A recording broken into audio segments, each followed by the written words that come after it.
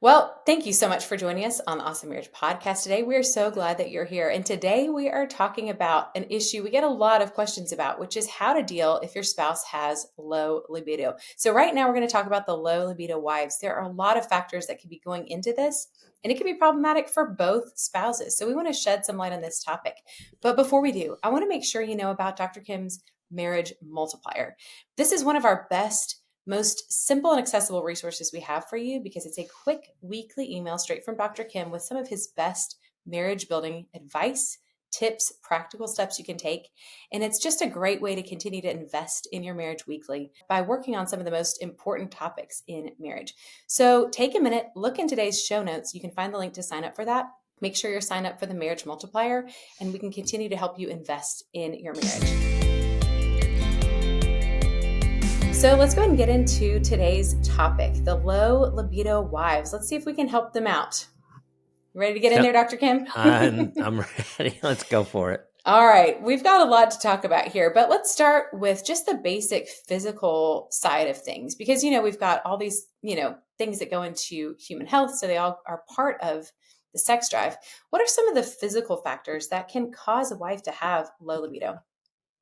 Yeah, and I think I'm so glad we're talking about this, and we're going to do another one on the guy side because I think it is an issue, probably for a number of reasons. I don't know that we have all the answers, but I think we can help, give some guidance today. But I think just for women, I seem like there's a lot of things, hormonal changes. I've seen that a lot, and where a doctor can be very helpful, whether it's after pregnancy or before pregnancy, postpartum, menopause, thyroid issues. Hear that a lot. That can call things. Medications. There's certain medications. I've heard people talk about some hormonal birth control, those kind of things being affect their sex drive. And then you get things like if you've got an autoimmune problem, disorder, diabetes is certainly something I've heard that people can affect it, and chronic pain or fatigue. And I think the fatigue part of it, I think a lot of women deal with that, especially when the kids are young or babies, those kind of things, or maybe you got a bunch of kids, so you're tired all the time for 20 years, because you've got all these kids going around. And so and sleep, not getting enough sleep, talked a lot about how important sleep is and what happens when it doesn't. Well, certainly, if you're tired and you just have that draggy feeling like we get when we don't get enough sleep, you're not thinking about sex. And since we know that a wife's main sex organ is her mind anyway, that's not doing, that doesn't help at all. Nutrition, I think sometimes some of the crash diet or different kinds of diets that may be to lose weight and stuff, but are they affecting your sex drive? Because apparently some of those things can. And then anything, I guess, that has to do with your body, whether it's a treatment you're dealing with your doctor or something like that. So I think there's a lot of things for a woman that can go into affecting her libido. And there may be some that we haven't even thought of right now. You may have some things you want to add to that. Well, yeah, right off the bat, I would just say, as a woman, we're familiar with our menstrual cycle affecting our hormone levels. And so the hormone levels really affect the sex drive. And I know that sometimes, from the husband side, we've even talked about this in the podcast where it's like, why did this thing work one time and it didn't work another time? Well, it's right. Could be simply just the hormonal levels really change things. And there are times when sex is a lot less appealing and times when it's a lot more appealing, and not because something's wrong, just because that's the natural God-given cycle of things. Just kind of the ebb and flow of life for a woman. And I think it is hard for guys because usually we're more consistent with that. And so, I think it's always funny because I have guys sometimes in counseling will say, well, I did this, this, and this, and we had the best sex we've had in years. And then I did it a week later and she looked at me like I was crazy. And so, okay, guys, that is normal. That happens to more than you if you're listening to this and that. Yeah. And it's not because of you, really. And I think, too, the other thing, there's never a formula that works every time. Right. You have to just meet your spouse where she is at that time and go from there. I used to think, if you got a formula that works, that's great. I just do 1, 2, 3. We have great sex, that kind of thing. But I think there's more of the challenge to it, I think, is good for us as guys, or to how do we meet her where she is right now, showing that kind of care. I think that shows a lot to our wives that it's not just about sex. It's that we care and we want you to be a part of this and want you to want to like we want to. And so a formula is not going to make that happen because of the things we've just talked about that could go on with your wife. Right. Yeah. And these aren't even problems. There's, like a lot, some of the things we've talked about were, illness, things that Sure. should be addressed. And, with that, there's a lot of things that you mentioned that are worth getting some, if you're dragging all the time, if you're always fatigued, you don't need to stay Yeah. that way. You should see your doctor and you should get on some protocols that will help you. But if we're talking about things like menopause, perimenopause, the regular cycles, postpartum, during pregnancy, wow, what a roller coaster. I've been through it 4 times. I can tell you it is Yeah. a roller coaster on every front. And so, fatigue, all these different things, they are really impacting. And it's not like a fix it sort of thing. It's more like a how can we work together and bear with one another? Because there's nothing wrong with you. It's just in this season, like you're saying, there's not a formula. Things are a little different. Yeah, and I'm glad you were the season. And I think that's really important for guys to realize Hmm. most of these things are going to be a season. And I think sometimes Hmm. we get fearful that this is the rest of our life. And it really isn't. And it's so then when Hmm. we come alongside our wife and help them walk through that season Hmm. and get to the other side of it, then you're in a new season then. And Hmm. things can be different. So yeah. Well, and I think too, you mentioned something about just kind of showing your wife care, showing her that you care for her in this season, being a teammate instead of sort of blaming her. What's wrong with you? Why aren't you into this? And because the emotional effect of that shift is going to be either a real turn off or a real turn on. If you're telling your wife, you really need to get this figured out, something's wrong, that's not going to connect you emotionally. But if you're saying, No. hey, how can we work together on this? I see that you're not as interested. Is there anything I could do to help? Wow. Okay. Now we're definitely a step closer to the right direction. Yeah, absolutely. And I think, sometimes we always say, well, men have higher sex drives, which is, I think we're more aware of it. I think our wives Mm, have the sex drive, but we have to help know where she is and help hmm. her make that or get to that point again Hmm. and so if you're saying what's wrong with you, well, that's not going to help at all. Just say, Right. hey, let's just lay her and hug, or let's just Hmm. talk to me about it, or, those kind of things. Then, and it may not always end up in sex, but it's connecting you more, and in the big picture that helps. A woman needs to know that she can be safe with you, that she can Hmm. tell you about these things, that you're not going to be mean to her or Hmm. upset because she's got not sleeping well or something like Hmm. that. That you're going to say, "Wow, okay, well, let me do this." And so you can go bed earlier tonight, or that you're Hmm. working together on those things, and it will play out. I mean, the sex relationship is kind of icing on the cake anyway. If Hmm. everything else is going good, then the sex relationship is just kind of, wow, this is just kind of the fulfillment of everything else that's going on. We're communicating well, we're helping each other, we're walking side by side with each other, Hmm. we're sharing things with each other, and then the sex gets better because of all those things. Hmm. And if you Yeah. let those things go, the sex will never be what I think God designed it to be in marriage. Yeah. Well, and so the next thing we really need to talk about in light of that, it all works together. It's all part of it. So let's talk about the other issues, the psychological, emotional, all this stuff, because you're right. It's all part of that package. Absolutely. Stress, anxiety, you've heard those words since 2020, probably more Mm-hmm. than I've ever heard them. Mm-hmm. Depression, all those things go into that. I think there's so much more talk or information out there about trauma Mm-hmm. and past trauma. And so sometimes a wife may be aware of some of those things, or maybe thinks, Mm-hmm. okay, it's time to deal with that. And so that might affect them. I think body image can be a huge deal.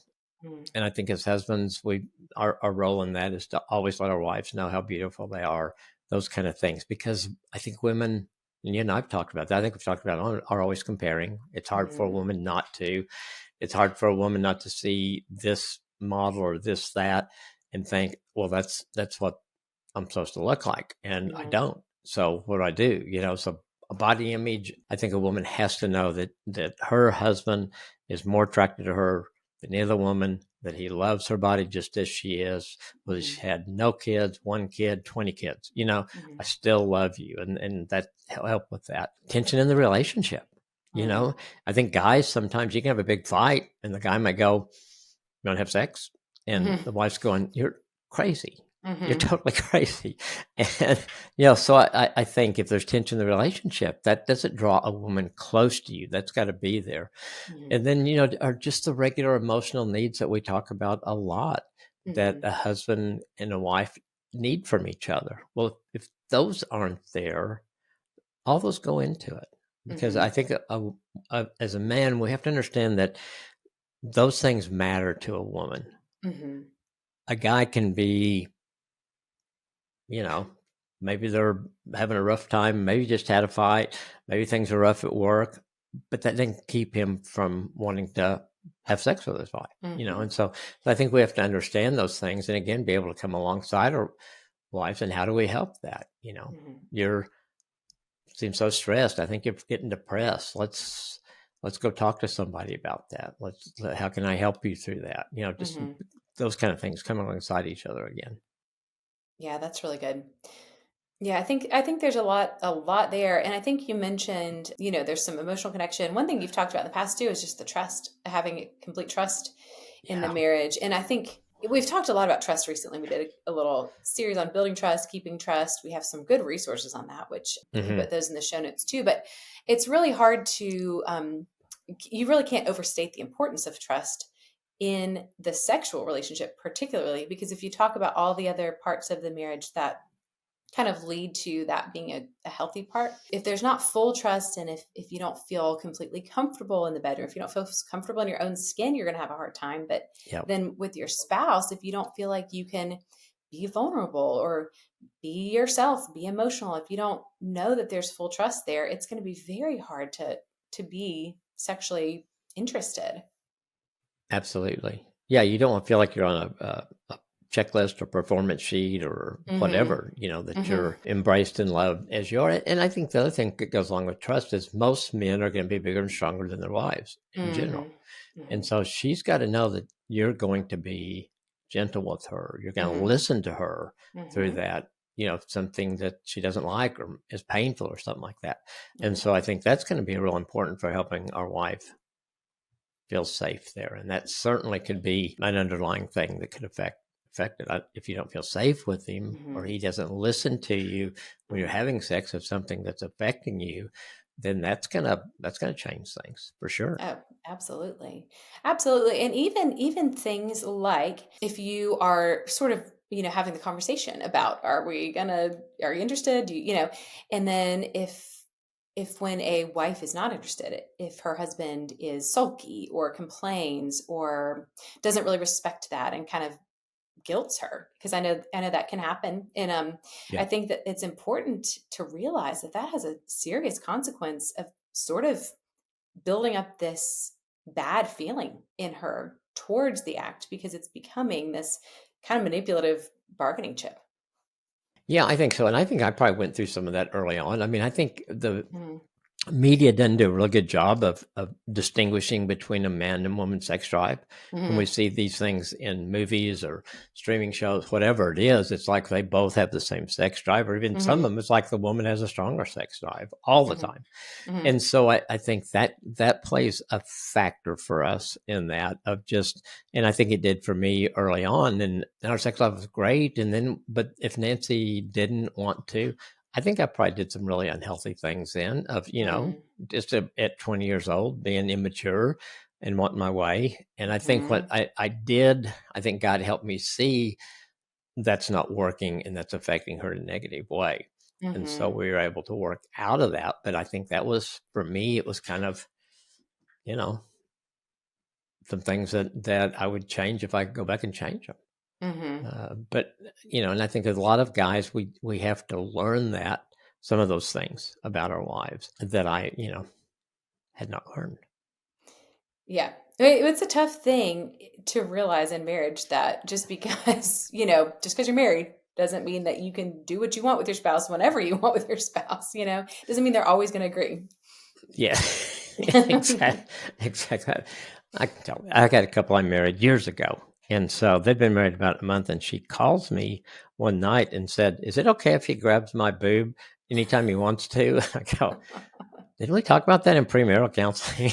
I said, no. And so anyway, we kind of work that out. But I mean, I think sometimes I think a guy may have that in mind. We waited, especially if you waited. And now there's no reason we shouldn't have sex. We're faithful to each other, Yeah. to what God wants to do before marriage now. But again, there's some other boundaries that come into play Yeah. once you're Yeah. married Yeah. that really in the big picture, I think, make the sex life better because you're Yes. doing the Yeah. things that help your wife know that you really love and care for her. And so when we don't do those, then I think what we find is our wives move farther and farther away. It's like, this Yeah. isn't fun. He doesn't really care to make this right for me or to be with me, and that's where I think sometimes as guys, we get the people think, or wives think of us as, that's all you care about. It's just the sex. You don't really care about me, which maybe that's true for some guys at times or whatever. But in general, most guys really want to know they can please their wives, that they're drawn to them because of the relationship and and the sex is good between them in a marriage relationship. So, Yeah, and I think yeah. I think like you're saying, like most guys don't mean to send that message, but if the message is coming across, it's a good opportunity to have that conversation of, well, I didn't mean to send the message that all I cared about was sex. That's not what I'm intending at all. Let's figure out how you can feel more valued. What would it take? Because, like you're saying, if that's not the message you intend to send, but if it's still coming across, then it's still affecting the marriage in a negative way. So it's something worth discussing. And I know that, talking about sex can be hard to do because a lot of couples is just so vulnerable and we have so much attached to it, just feeling like it's acceptance or rejection and all this stuff. It can be very hard to talk about it. And so that's where maybe sitting with a counselor would be really helpful or something like that to kind of unpack some of that tough stuff that you didn't know you were accidentally communicating. Yeah, and I think we've got some resources that we help you Mm-hmm. talk about sex and sexual relationship because one of the things I do in premarital counseling is have them share with each other what they look forward to most in their sexual relationship, and it's one to kind of get some awareness there, but two to get them. It's okay to talk about sex. It's important for you to talk Mm-hmm. about your sex life, and I think throughout your marriage because things are going to kind of change. It changes after you have a child, Mm-hmm. changes after you have another child. It changes maybe some of the health things we've talked about that you go through. And so Mm-hmm. you've got to be able to continue to have those discussions because you can't just get it right for that early season of marriage and it's going to be the same all the way through because it's not. Mm-hmm. And then you get in the stage that we are, and I think our sex life today is very different than it has in the past. There's just so much more history with us, more Mm-hmm. things we've experienced, and I think it just all comes together in a sexual relationship in a really special way after you've Mm-hmm. done a lot of life together, and for the most part, cared for each other pretty well through that time. Mm-hmm. You know, Yeah. Yeah. Wow. That's a great picture of, just the value of working through all those things to get where you yeah, are. yeah, absolutely, it's That's worth really it. good. Yeah, that's really good. So we do need to touch on a few other common issues that do impact women's interest or energy level for sex. And honestly, this could be a whole nother episode and it probably will need to be. But as a woman, we get a lot of questions from women saying things like, oh, my husband wants to have sex, but I just have been with the kids all day. They've been touching me and I've been carrying them. Or goodness, if you have an infant that's nursing or something like that, it's like, how could another person possibly touch me? That's just not going to work. I have friends who are teachers and they said, oh, I come home from school and I just have to sit in my bed in the dark in silence. It's like how could you possibly want to have sex when I feel so maxed out? And so that's one issue, just feeling touched out, maybe feeling overburdened Yeah. by the home workload. What else would you add to that, Dr. Kim? Yeah, I think those are true. And I think that I've heard so many women talk about being touched out and stuff Mm. like that. And then I think in a guy, he thinks like, well, this is different. Well, Yeah. It yes and is. no, Yeah, it's it true. is and it's not, Yeah. but it's still there's still that feeling, I think. And I just accept that. I may not totally understand that when a woman talks about that, but I accept it because I've heard it. I know it's true. And so I think Mm-hmm. as guys, sometimes things may not make sense to Mm-hmm. us, but if your wife is sharing that with you, it's important to accept that is that's where she is right now, and that's what she's Mm-hmm. telling me, and it's true, as opposed to, well, that's stupid or something like that. Well, that didn't do anything at all. That makes her feel bad. It certainly doesn't anything for your sex life in the big picture, and so Mm-hmm. things like that. So I think workload, home, you said household responsibility. What all is she doing? It doesn't matter whether she's a stay-at-home mom or she works, she's working either way. Mm-hmm. And so there's a lot, if you got 2 or 3 kids, there's a lot that has to be done at home. And if you're not pitching in and helping, and all that's thrown on her, well, sure, that's going to stress her out. That, it's just Mm-hmm. like, I've got too much to do. Everybody goes to bed and I'm up till 1 o'clock doing laundry or something like that. Mm-hmm. It's all those kind of things and just taking care of kids, whether Mm-hmm. you have help or don't have help, whatever that is. And then if you really do have a career, what comes along with that? You come home, you're one person that you need to be and hope you're not stretched too much when you're at work. Mm-hmm. Then you got to come home and the expectations and needs are different there. And so Mm-hmm. you've got to make that switch. You've got this, depending on how much stress is in the work that you do. Is it something that when you walk out at the end of the day, you don't have to think about it again, or is it something that you continue to? Mm-hmm. And then I think the whole time of women not taking time for taking care of themselves, restorations, rest, taking care of themselves, pampering Mm-hmm. themselves a little bit, having extra time to spend with the Lord, things like that. All of those kind of things, I think, it just pile up over time. Mm-hmm. Yeah. That's certainly true. And I know there are just some important conversations to have about where your mind is with the mental load of the household. There are a lot of things that typically the wife or mother is the default, the go-to for things like your social responsibilities, RSVPing to parties, making plans, buying gifts, sending invitations, sending thank you letters, sending Christmas cards, organizing and planning Christmas cards, taking care of the kids and getting them to their birthday parties and their after school extracurriculars and packing their lunches and washing their lunchbox. It's like these are Yeah. all tiny things and the list could go on. But all these little things are not exclusive to a woman or mother. So I think looking at these sort of what are the things weighing on you that are preventing you from being able to just have some mental headspace where you could even entertain the idea of being interested in sex? Because for a Right. lot of women, it's like, I don't even possibly have time for that. I have 8 million things to do. And I will say, I have to call us out a little bit because sometimes we're just putting that on ourselves and nobody else expects all that. Mm, mm. There are some things that we can let go of, but there are also a lot of other things that need to get done and are not, they're non-negotiable. And so I think it's a necessity to separate those things out in a way that's sustainable in your family and your marriage instead of just taking on the entire burden and assuming you have to do all these things just because you are a woman. Yeah, no, I think that's really good. And I think as guys, sometimes I've had so many couples we worked with, and they really didn't realize whether their wife was a stay-at-home mom or worked and then came home and did things. There's just certain things in a wife's mind that she feels like she needs to be doing for the Hmm. kids, for the family and Hmm. stuff. And I think it's important for us to realize to think about that with them. What are those things? Hmm. And to realize, I had a lady that left her family for a weekend, and the guy husband was in charge, and he came, and that's the first time she'd been gone, like on the weekend when the kids were home, 4 Hmm. kids maybe. And he just set her down and he said, "I am so sorry.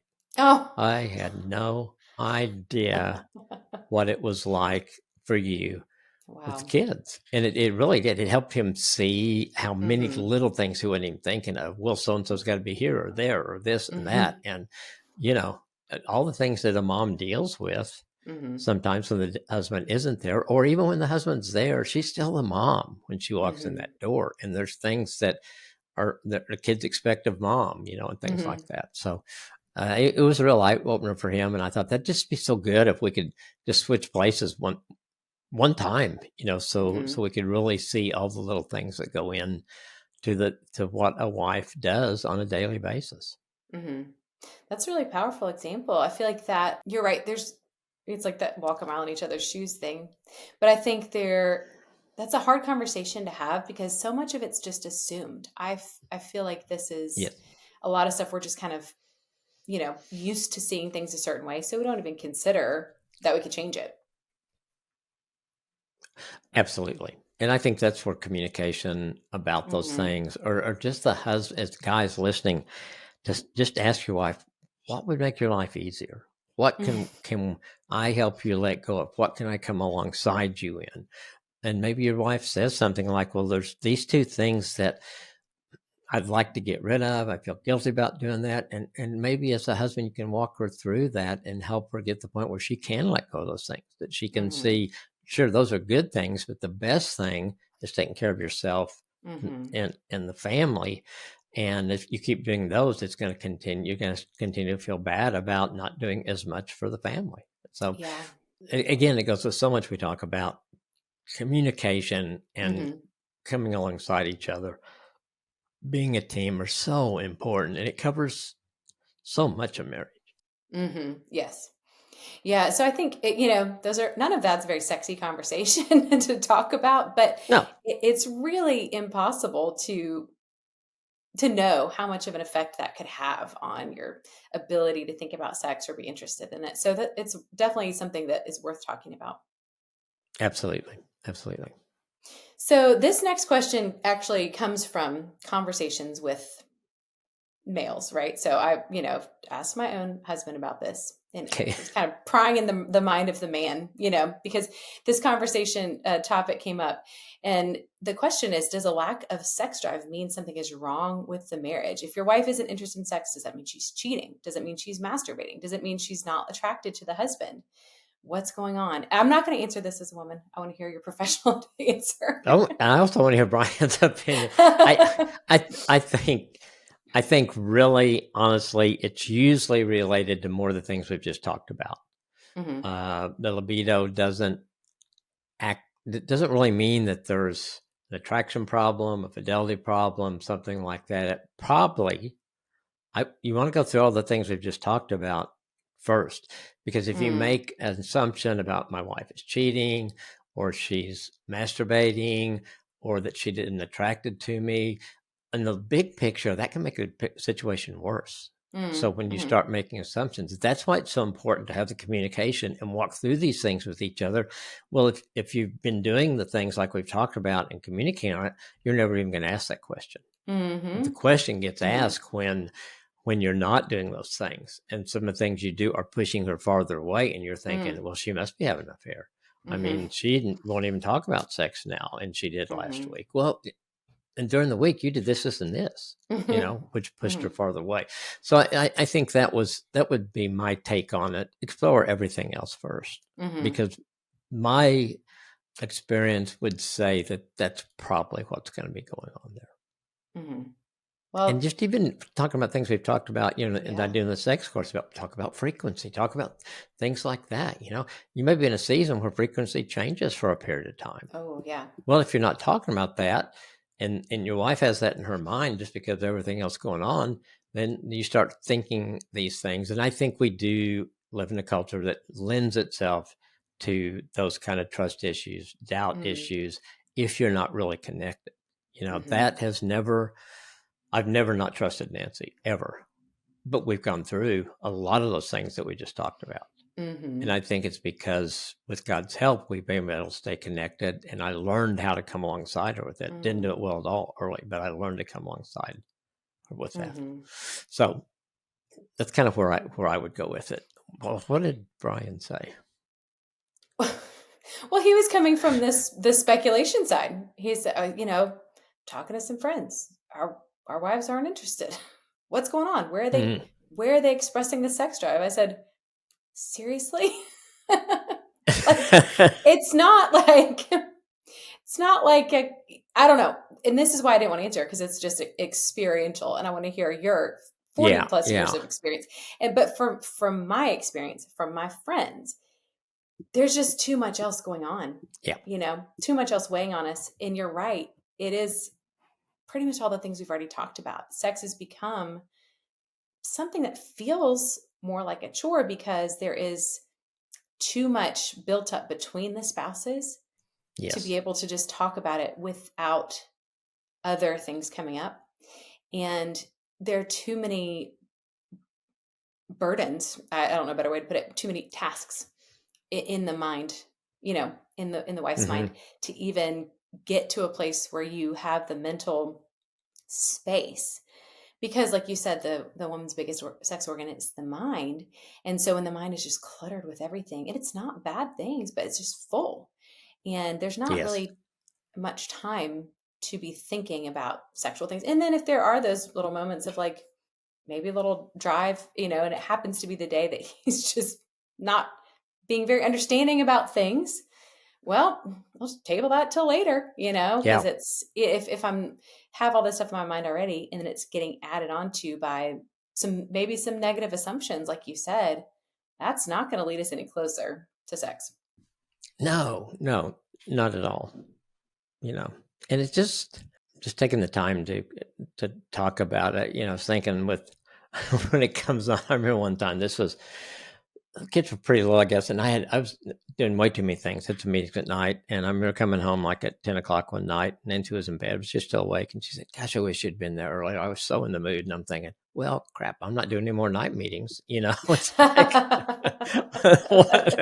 Right. so sometimes, and I think with a guy that doesn't pass. With a woman that can pass, and then Hmm. it's like, now my mind's full of other things right now. Well, can't you get back to that? Probably not right now. Yeah. It's like, so it's just interesting. And I think, God made us. Okay. So he knew we were going to have a lot of these things. And I think they're there for a purpose, because Hmm. the really good marriages that I see are the ones that are able to work through all those things.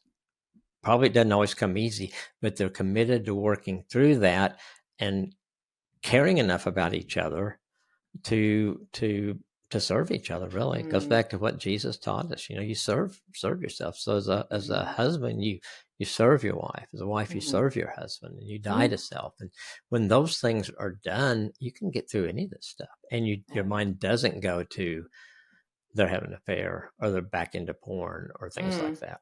Hmm. Yeah, no, that's so good. I mean, and we do have a great resource on making better assumptions about your spouse, which I think you're right. That goes a long way in just facilitating the ability to have a good conversation without having this kind of cloud that's keeping Yes. you from seeing them straight. Absolutely. Absolutely. And you can get there. I mean, I know some people are probably listening today and they're thinking, "God, can we ever get there?" You can. And Hmm. it's just taking step one and then continuing to persevere through that. And a lot of prayer and Hmm. maybe counseling, those kind of things to help you get through that. Yeah, absolutely. Yeah, I'll link that Better Assumptions resource in the show notes. That's a Yes. freebie we've got. So let's speak to the husband who's listening today. If this is an issue he's facing, he just can't figure out what to do. What should he do? Well, I think we've hit some of them, but let's kind of go a little more. Empathy and understanding are Hmm. so important. When you come to your wife as accusing her, you never care about sex, what, blah, blah, blah, all that kind of stuff, that Hmm. is not going to help at all. If you come and say, "Tell me what's going on. I Hmm. want our sex life to be better. We seem like we're in a rut right now.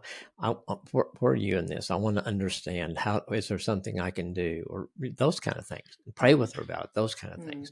Can you reduce her overall stress and workload? Is there something you Hmm. can do to take that off? I had a couple one time and they had 4 kids, and the rough time was if he didn't get home to around 6, well, starting probably 4:30 is when the kids started going crazy, and they're hanging around her. She's trying to get dinner and everything. And he hired a lady that came in from 4 to 8 every Hmm. evening, Monday through Friday.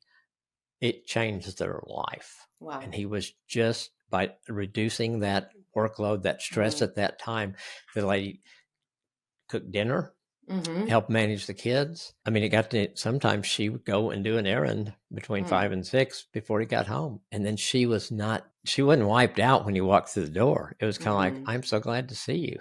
And Hmm. so fixed this for dinner tonight. And we're going to have dinner. And she's going to clean up.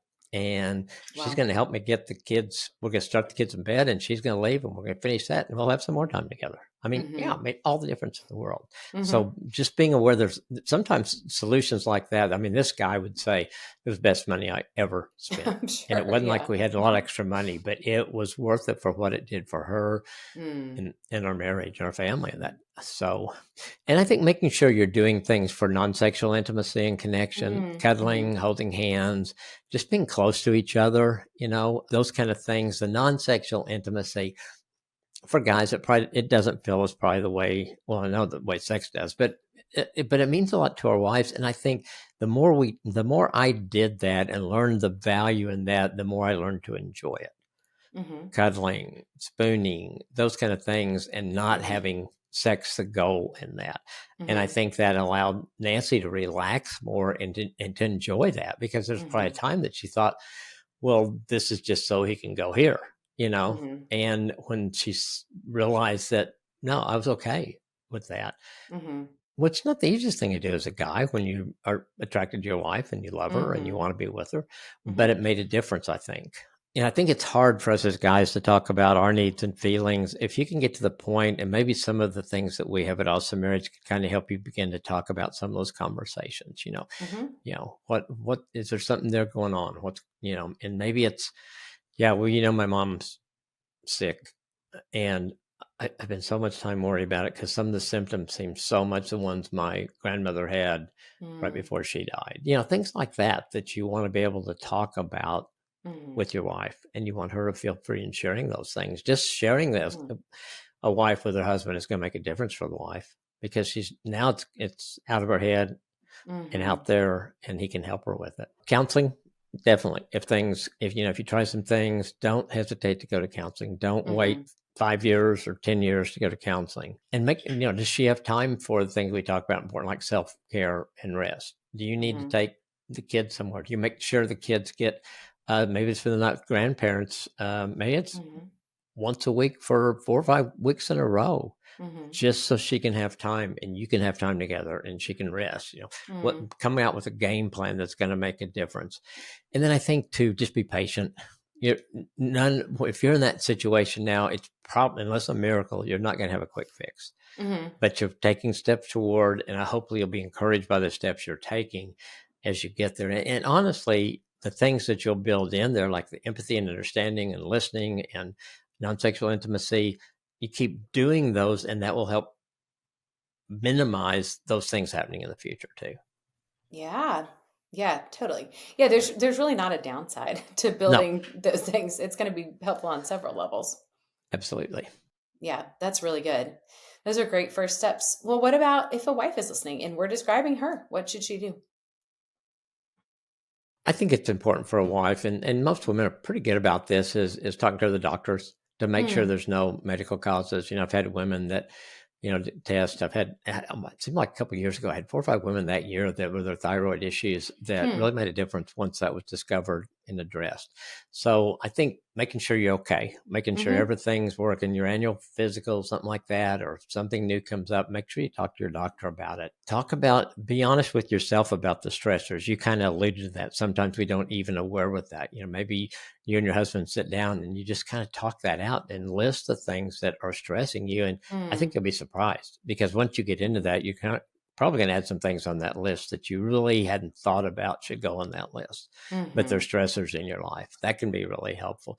Counseling, of course, maybe it's for you at this point. Maybe it's mm, you going in and talking to someone and letting them help you sort that out. Your husband can join, sure, but that would be primarily to help you mm-hmm.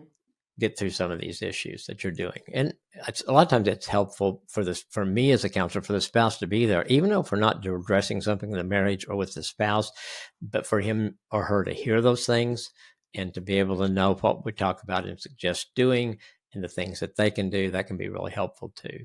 I think women are hard on themselves, Hmm. blaming themselves, feeling guilty about things. That probably goes into some of the self-care that we need to do. And maybe those are some things that counsel can help you through. Learning how to manage your stress. What do we do here? Mm-hmm. Because the more you're in the stress over a longer period of time, the more physical things are going to happen to you. They just Yeah. will. Stress just is a terrible, that it affects us in so many different ways. And if you have a autoimmune thing or something, like my daughter that has MS, stress is really hard on those kind of things. And so making sure you do everything you can to eliminate as much of that stress. So I think those are some things that can do. And then prayer, God reveals something. If there's something that needs to be revealed that I'm not even thinking of or aware of, or you and your husband praying together for that and see what God comes up with. That's really good. That's really good. And I think there's a lot of things there where, like you said, it doesn't necessarily seem like it might be connected, but it is. Stress is connected to everything. It affects everything. And so these things, even if they seem a little bit like, how could that be, part of this conversation, it's all connected. So that's all definitely worth looking into. And I think just the prayer piece of asking the Lord, like, what is it here that I'm not seeing? That is huge. I think if you're aware of good stress too, or what you consider good stress, because that can also affect you. Maybe it is. I love being a mom. I love doing the kids. I'm so glad I can do all these things.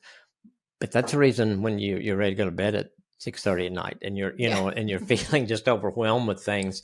So make sure you think about those things too that are stressful, that are not on your bad list, but are things you maybe enjoy, but maybe they need to be, if your kids are in 3 activities a week and you've got 4 kids, you're in the car a lot. So maybe together you guys say, okay, next semester, the kids can pick 2 things. And maybe the next year you say, guys, you can only pick 1 thing. You're not going to deprive them of something. Most of them are not going to be a prima ballerina or an NFL quarterback. Somebody will, but the odds are not great. Right. And so, if they miss out on 1 thing like that, and there's other, sometimes I had a kid tell me one time he was doing a lot. And so they cut him down to 1 thing and they thought he was going to be upset. And after probably a month, he said, I love coming home from school, getting my work done, and being able to play with my friends. He just liked being kind of a kid again. When, when I was growing up, I usually played sport, but like baseball, I could ride my bike to practice back then, and it wasn't that far, and nobody worried about something happening to me. So there were things that my mom didn't have to do. Because of some things like that. And so culture's different now. And so most of the time my mom's in the car.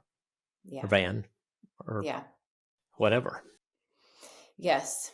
Yeah. And I think that's where that, just becoming aware, I feel like that is truly an issue that the Lord could bring to light, where it's like, hey, you've put all this on your plate. You can take it off. You really can. And so to kind of free up some things that are not, like you said, they're good things, but they're not the most important. They're not the best thing. That could be life-changing.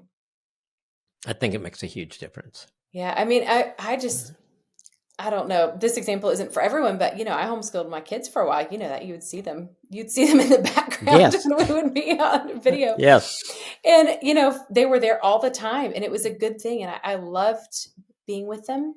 And then I realized that was the amount of pressure it was putting on me, being with them all the time, trying to do my other roles, work for Awesome Marriage, volunteer at church, all these different things. It was not the best thing for our family. And it was really hard for me to see that, because I thought it was such a good thing, but I started to see it was just weighing me, like depleting me so deeply as a person, that it was actually harming not only me, but harming everyone I came in contact with, because it was making me less healthy. And so that was a really tough one, because it seemed like such a good thing. And I thought, this must be a God honoring thing, because it seems good. But then the further I went into it, it was not producing. It was not yielding good fruit. And so that was a tough one for me to work through, but definitely a lot of prayer went into that. Yeah, no, I think that happens to a lot of women in those situations. I think sometimes, if you're in kind of a church or something where a lot of moms are homeschooling and you kind of feel like, oh, I'm supposed to do that. Every mom is not equipped to be a teacher, let alone a homeschool teacher. And so it's okay if your kids go to school, and it's okay if you can't afford to send them to a private Christian school. It's okay, because you can supplement those things. You can volunteer at that school and be around and see what they're exposed to and what they're learning and those kind of things. You can do that, and you'll probably be much less stressed, and you'll be more equipped to help them navigate those things. Because and I've seen, I've had my mom homeschooled 6 kids. Wow. But she was gifted in that, Mm-hmm. and in her other roles, she didn't have to do much. And so I think she homeschooled all of them till high school. Then all of them went to high school Wow. after that. But she was rare. That's a Mm-hmm. lot to do for somebody. And Mm-hmm. I've had people, I've had with a couple kids, and they'll all the way through. They'll do homeschool because now Mm-hmm. homeschool, you have so many other opportunities that weren't True. there in the That's past for true. somebody at homeschool. You can have Mm-hmm. co-ops, and you can have That's true. Yeah. sports activities. One of the homeschool basketball teams, I think, won the state championship in their division in Oklahoma last Wow. year. I mean, so there's a lot of opportunities for kids there with that. Mm-hmm. But Mm-hmm. again, it's not for everybody. It's not. And that prescriptive idea of it can be really harmful, not just with this topic, but with a lot of things. If it seems like you have to do everything that everyone else around you is doing, wow, you're going to get yourself in a lot of trouble. And people might disagree. I mean, people will definitely disagree with some of the things we're saying, but there are a lot of decisions like that we have to take it between us and the Lord and our spouse instead of just doing what everyone is doing because it Yep. seems good. And if you have to change churches, so it's okay if it comes down to that. I mean, if you can't go into your church and feel loved and accepted there, and you can worship there, I think you need to really consider, okay, is this the right place for us at this time? Sure. Because if people can, have you decided to homeschool yet? Really? Right. You haven't? Oh, yeah. You know what your kids are going to be exposed to, that kind of stuff, But I think now I've had homeschool kids in the last few years that are being exposed to the same things that other kids are. I mean, you unfortunately in our culture, there's things you just can't avoid. You just got to be there for your kids and prepare them. Well, humans are sinful in every context. And Yep. and a church isn't meant to be a club where everybody does the exact same things. And so, if that's the prerequisite, then that's not a great marker of church. Absolutely. So, what is it? A hospital for the sick, not a club for the well, or something like that. Something like, I don't know. Yeah. Because in a church, if you're not on the stretcher, you've been on it, or you're going to be on it again, and you have to realize that. And and so maybe we need to do an episode on how church can come alongside people, but that probably didn't fit as much. I'm here for it. As a pastor's wife, I am here for it. I'm all about busting up preconceived church notions because it's not about being in a club. It's just not. No, it's no. Yeah. I love the word hospital is not extreme because it's not. when you're down, when you're going through things like we talk about or we're talking about today, man, those are big things in somebody's life. Oh yeah. And they need to have a safe place they can go and not be judged. Oh, absolutely. Yeah. Big time. Oh man, well, we've got a lot of great stuff we've covered in this episode today, Dr. Ken. Let's finish out with a couple more questions. If there are listeners today who are really feeling highly frustrated by the issue of low libido in their marriage, where would you encourage them to start right now? First, I would want them to turn into each other without blame, to acknowledge there's a problem. Let's talk about some solutions to do that. One of them may be medical checkup. Is there anything physical there? Come alongside each other. How do we do things together? Things we talked about, lessening workload, emotional intimacy. Where are we on this? I think maybe if we work on emotional intimacy, maybe it will work into some other things. And I think just acknowledging it, kind of think of things to do. Don't try to make a huge jump. Make small, consistent changes. Be patient with the results. And I think you can get there. And if you get stuck, then go to a counselor. Go to a Christian counselor that can help you overcome those hurdles. And I love it when a couple does that. And we may just meet 2 or 3 times, but then maybe something comes up 6 months later and they come back for another couple of times. And so I feel strong about if you establishing a healthy relationship with a Christian counselor for your family, for you, your husband. I'm biased because I'm a Christian counselor, but I see the couples that do that. And when something comes up and they're stuck, they go to counseling quickly. And I don't have any magic thing. It's just sometimes I see things from a different perspective. I don't have all the things tied to it that they do. and then they go work on something else. There are couples that, I've got couples that come in once a year, and we kind of see they've picked something the year before to work on, and we see how they're doing on that. Then they may pick something new, or maybe they want to keep working on the thing they're working on. But it's just kind of some accountability that kind of keeps you always moving forward. And that's what we try to do at Awesome Marriage. That's why we have the marriage multiplier. That's why we have the one thing to help you day after day be consistent with focusing on your marriage. Because if you don't focus on it, you're going to go backwards. You just will. You don't stay neutral.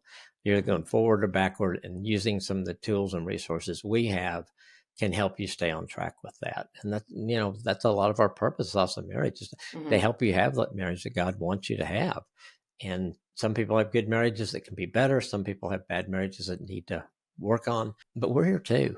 And our team is so good about praying and answering everything that comes in. So reach out to us too. We're here for you. Oh yeah, absolutely. Yeah. info@awesomemarriage.com. We're right there. Yes. Yeah. So Dr. Kim, that's some great advice. Do you have any final piece of advice to wrap this up today? I think just realizing that this is not, and I think too, as a couple realize this is not a unique problem. Women talk to each other, so women probably know that other women have this problem where guys don't talk as much about it. But realize that it is something that probably at some point most every couple deals with, I think, to some extent or another, through the different seasons of marriage. So realize it's you're not abnormal because you're dealing with it, and that there's answers for it. And your role together is to decide what your first step is and to take that first step. Yes. That's so good. Yeah, there's a reason we have a whole episode about this, because we have a lot of questions about it. You are not alone. Yep. You're not the only one. And there are a lot of things that can be done to address it. So we've given you a lot of great stuff to work with. So take whatever is useful for you today. Make sure to check out the link in the show notes to subscribe to Dr. Kim's Marriage Multiplier. Just a quick email every Wednesday with some things you can do to build your marriage, a marriage question, marriage thought, marriage challenge, and marriage resource that we recommend. Make sure to take that step today. Have a great day and do something awesome for your marriage today.